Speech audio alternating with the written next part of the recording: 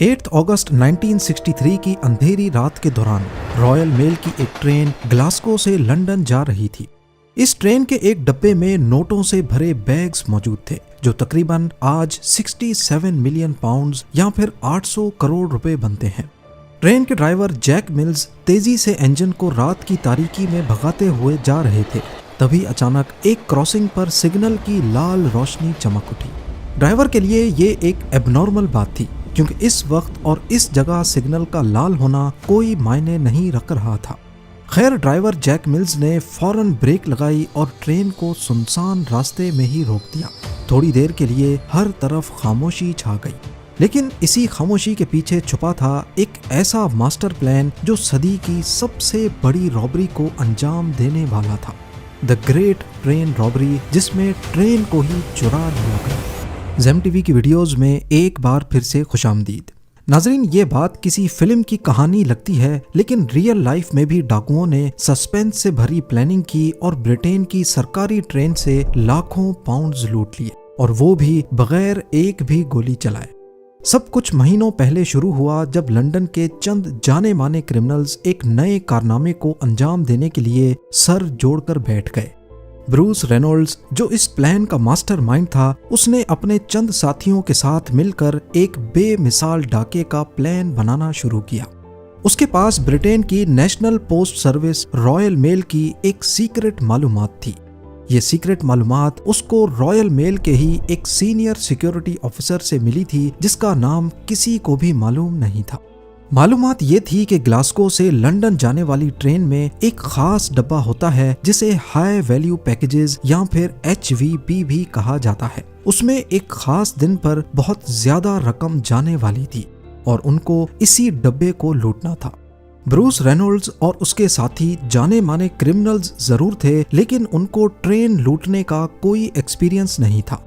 लिहाजा उन्होंने लंदन के ही एक दूसरे गैंग को इस प्लान में शामिल किया जिनको ट्रेन लूटने का भी एक्सपीरियंस था। ये बदनामे जमाना गैंग साउथ कोस्ट रेडर्स के नाम से जाना जाता था। आहिस्ता आहिस्ता टीम बढ़ती गई और इस प्लान में अब 15 से ज्यादा लोग शामिल हो गए। उन्होंने ठान लिया कि बिना गोली चलाए सरकारी ट्रेन को लूटना है। पर यह कोई मामूली डाका नहीं था कि ट्रेन को रोको और लूट लो। इसके लिए महीनों की प्लानिंग की गई। 7 अगस्त 1963 को शाम 6:50 पे ट्रेन ग्लासगो सेंट्रल स्टेशन से लंदन जाने के लिए रवाना होती है। इसको लंदन के यूस्टन रेलवे स्टेशन पर अगले दिन सुबह 4 बजे पहुंचना था। इस ट्रेन में टोटल 12 डब्बे थे और 72 पोस्ट ऑफिस का स्टाफ दौरान सफर मेल्स को सॉर्ट करने के लिए भी मौजूद था। ये ट्रेन खासकर सिर्फ पार्सल्स और पोस्ट को मुख्तलिफ शहरों में ड्रॉप करने के लिए चलाई जाती थी, इसीलिए इसको बिना रोके ही मुख्तलिफ स्टेशंस पर पार्सल्स ड्रॉप करने थे। जब भी कोई स्टेशन आता तो वहां का लोकल पोस्ट ऑफिस स्टाफ एक स्पेशल एलिवेटेड रैक्स पर बोरियां लटका देता। जब ट्रेन प्लेटफॉर्म से गुजरती तो आहिस्ता हो जाती थी और अंदर बैठा स्टाफ एक जाली की मदद से वो बोरियां पकड़ लेता था, और ऐसे ही जो मेल्स उनको उस स्टेशन पे छोड़नी होती थीं, उनकी बोरियां प्लेटफॉर्म पर चलते चलते ही उतार दी जाती थीं। इस प्रोसेस के जरिए बगैर रोके ही मेल्स को मुख्तलिफ स्टेशंस पर डिस्ट्रीब्यूट किया जाता था। जिस डब्बे में रॉबरी होनी थी वो अभी तक इस ट्रेन के साथ अटैच्ड ही नहीं था। वो डब्बा नैन वैली रेलवे स्टेशन पर सेफली पार्क था। इस डब्बे को HVP यानी हाई वैल्यू पैकेजेस कहा जाता था क्योंकि इसमें ज्यादातर बड़ी मिकदार में कैश मौजूद होता जो लोग उस वक्त दूसरे शहरों में मनी ऑर्डर करते थे। 1960 में यानी इस वाक़े से 3 साल पहले post office investigation branch IB ने HVP डब्बों की सिक्योरिटी को बढ़ाने के लिए इसमें सिक्योरिटी अलार्म सिस्टम लगवाने की हिदायत दी थी, और 1961 में 3 HVP डब्बों में ये सिक्योरिटी अलार्म सिस्टम लगवा लिए गए, और जो पुराने डब्बे थे जिन पर सिक्योरिटी अलार्म नहीं था उनको रिजर्व में ही रख दिया गया। लेकिन डाके वाला दिन सबसे अहम था। उस दिन सिक्योरिटी अलार्म वाले HVP डब्बे आउट ऑफ सर्विस थे, लिहाजा एक रिजर्व डब्बा M30204M को इस्तेमाल किया जाना था जिसमें कोई सिक्योरिटी सिस्टम भी नहीं था। ये एक बहुत बड़ी टिप थी जो डाकुओं को रॉयल मेल के इनसाइडर से मिली थी। जब ग्लासगो से निकली ट्रेन नैन वैली रेलवे स्टेशन पहुंची तो रेलवे स्टाफ ने HVP डब्बे को इंजन के बाद दूसरे नंबर पर कनेक्ट कर दिया।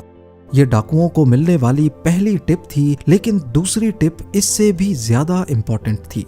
नॉर्मली HVP डब्बों में 3 लाख पाउंड्स के करीब पैसे होते थे, लेकिन क्योंकि पिछला हफ्ता बैंक हॉलिडे वीकेंड था, इसीलिए डाके वाले दिन इसमें 3 मिलियन पाउंड्स के करीब कैश मौजूद था। और ये थी टिप नंबर 2। यानी जो इत्तेफाक आज के दिन हुआ वो शायद सालों में एक बार होता होगा। 12 गुना ज्यादा पैसे भी जा रहे हैं और इत्तेफाक से सिक्योरिटी अलार्म वाला HVP डब्बा भी खराब था।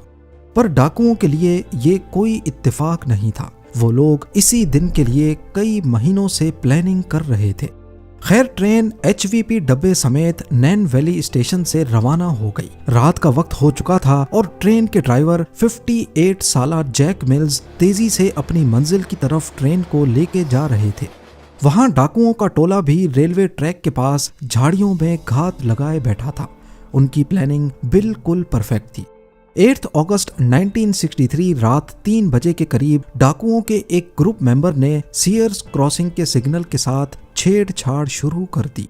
उसने ग्रीन लाइट को छुपाने के लिए उसके सामने एक ग्लव यानी दस्ताना फंसा दिया और रेड लाइट को चलाने के लिए एक बैटरी का इस्तेमाल किया और फिर सारे छुपकर ट्रेन का इंतजार करने लगे। ट्रेन जब सीयर्स क्रॉसिंग के पास पहुंची तो ड्राइवर यहाँ पर रेड लाइट देखकर काफी हैरान हुआ, क्योंकि नॉर्मली इस क्रॉसिंग पर ट्रेन को रोका नहीं जाता, खासकर रॉयल मेल की ट्रेन को। खैर, जैक मिल्स ने ब्रेक लगाई और ठीक से सिग्नल पर ही ट्रेन को रोक दिया। अचानक हर तरफ एक खामोशी सी छा गई। इतने में असिस्टेंट ड्राइवर, जिसको सेकंड मैन भी कहा जाता है, वो ट्रेन से नीचे उतरे ताकि लाइन साइड पर लगे टेलीफोन की मदद से सिग्नल मैन से राब्ता किया जा सके। जब उन्होंने सिग्नल पर लगे टेलीफोन को उठाया तो मालूम पड़ा कि उसकी लाइन ही कटी हुई है, जो कि डाकुओं के प्लान का ही हिस्सा था। अभी सेकंड मैन वापस पलटकर इंजन की तरफ जाने ही वाला था कि झाड़ियों से डाकू निकले और उन्होंने उसको काबू कर लिया। कुछ डाकू इंजन की दोनों साइडों से ऊपर चढ़ गए और ड्राइवर को काबू करने की भी कोशिश की। जब जैक मिल्स ने मुज़ाहिमत की तो एक डाकू ने लोहे की रॉड उनके सर पर मारी और वो ड्राइविंग सीट पे ही बेहोश हो गए। डाकू पूरी प्लानिंग के साथ आए थे। जिस वक्त ऊपर इंजन में ये हंगामा हो रहा था, उसी वक्त कुछ टीम मेंबर्स ने इंजन के बाद पहले 2 डब्बों को बाकी ट्रेन से अलग कर दिया। उनका प्लान ट्रेन को ही यहाँ से दूर लेके जाना था, पर आखिर कहाँ?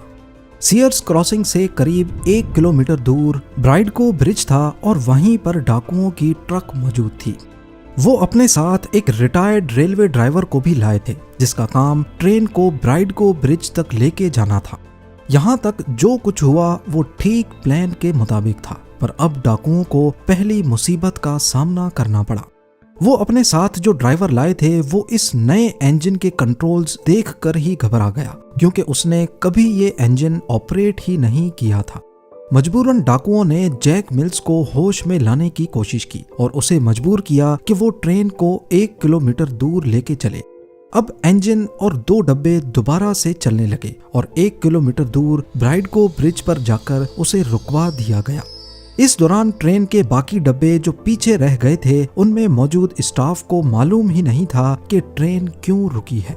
ब्राइडगो ब्रिज पहुंचकर डाकुओं ने HVP डब्बे के दरवाजे को तोड़ा और अंदर घुसकर 5 स्टाफ मेंबर्स को ठीक ठाक चोटें पहुंचाई और उन्हें मुंह के बल रस्सियों से बांधकर लिटा दिया और अपनी कार्रवाई शुरू कर दी। HVP डब्बे में टोटल 128 बोरियां कैश से लथपथ भरी हुई थी। ये 1 पाउंड, 5 पाउंड्स और 10 शिलिंग के नोट थे। इनका टोटल वजन करीब 2.5 टन के बराबर था। ट्रेन ब्रिज पर थी और नीचे रोड पर एक ट्रक खड़ी थी। डाकुओं के प्लान के हिसाब से उनके पास सिर्फ 15 मिनट का वक्त था, लिहाजा उन्होंने ह्यूमन चेन बनाई और एक एक करके 128 में से 120 बोरियां ट्रक में लोड कर दी। बाकी 8 बोरियां टाइम कम होने की वजह से छोड़ दी गई। उनका प्लान बिल्कुल परफेक्टली काम कर चुका था, लेकिन आखिर में सिर्फ एक गलती हुई जो आगे चलकर उनको पकड़वाने में सबसे मुफीद साबित हुई। जाते जाते एक डाकू ने HVP डब्बे में बंधे हुए स्टाफ को कहा कि 30 मिनट तक यहाँ से उठने की कोशिश भी मत करना, वरना जान चली जाएगी। डाकुओं के पास एक ऑस्टिन लोड स्टार ट्रक थी जिस पर सारा कैश लोड किया गया और 2 लैंड रोवर्स भी थीं जिन पर उन्होंने गवाहों को गुमराह करने के लिए एक ही नंबर लगा रखा था, BMG 757A। वारदात के बाद वो सारे वहां से फरार हो गए। करीब 45 मिनट की ड्राइव के बाद रात के 4:30 बजे वो अपने हाइड आउट में पहुंच गए, जो वारदात की जगह से करीब 43 किलोमीटर दूर ओकली नामी गांव से करीब था। इस दौरान वो VHF रेडियो पर पुलिस की बातें भी सुन रहे थे, जिससे उनको काफी मदद मिल रही थी। ठीक उसी वक्त जब वो अपने हाइड आउट में पहुंचे, पुलिस को भी इस रॉबरी का इल्म हो गया, पर फिलहाल वो बहुत खुश थे। उन्होंने हाइड आउट पर आकर खूब मौज मस्ती की, यहाँ तक के वहाँ मोनोपोली गेम भी खेली, और वो भी असली नोटों से। पर उनकी ये खुशी सिर्फ चंद मिनटों की मेहमान थी। थोड़ी ही देर बाद उन्हें रेडियो की मदद से पता चला कि पुलिस उनको 50 किलोमीटर के रेडियस में ढूंढ रही है। 50 किलोमीटर का आइडिया पुलिस को उस स्टाफ के बयान की वजह से हुआ जिससे डाकू आधे घंटे वाली बात बोलकर वहां से फरार हुए थे। तो पुलिस को अच्छी तरह आइडिया था कि आधे घंटे में वो 50 किलोमीटर के रेडियस में ही मौजूद होंगे। ये बात सुनकर डाकू एकदम घबरा गए। अब उनका इस हाइडआउट से निकलने का प्लान जो संडे को था, वो उन्होंने फ्राइडे पर शिफ्ट कर लिया। थर्सडे वाला दिन उन्होंने सारे पैसे आपस में बांट लिए। लूटी गई रकम 2.5 मिलियन पाउंड्स के करीब थी। कुछ रिपोर्ट्स के मुताबिक हर एक के हिस्से में 1.5 लाख पाउंड्स आए, जो उस दौर में एक बहुत बड़ी रकम थी। यानी हर एक के हिस्से में आज के हिसाब से 3.9 मिलियन पाउंड्स आए थे। बाकी पैसे उन्होंने छोटे छोटे रोल्स करने वाले हेल्पर्स में बांट दिए। उन्होंने फ्राइडे से पहले हाइडआउट में हर एक चीज से अपनी फिंगरप्रिंट्स मिटाई और एक शख्स को ड्यूटी दी कि उनके जाने के बाद वो हाइडआउट को ही जला दे, ताकि पुलिस को कोई सबूत ही ना मिल सके। उसने पैसे तो ले लिए, लेकिन हाइडआउट जलाए बगैर ही फरार हो गया। इस दौरान पुलिस उन्हें पूरे बकिंघमशायर एरिया में ढूंढ रही थी। हेलीकॉप्टर्स शहर के ऊपर घूम रहे थे, जगह जगह पुलिस की गाड़ियां दौड़ रही थीं और नेशनल मीडिया पर एक बवाल सा मचा था। पुलिस ने इंफॉर्मेशन देने वाले शख्स को 10,000 पाउंड्स इनाम देने की भी अनाउंसमेंट की। इस पर हाइडआउट के पड़ोस में रहने वाला एक शख्स सामने आया और उसने पुलिस को इत्तला दी कि 8 अगस्त वाली सुबह यहाँ काफी हलचल मची थी।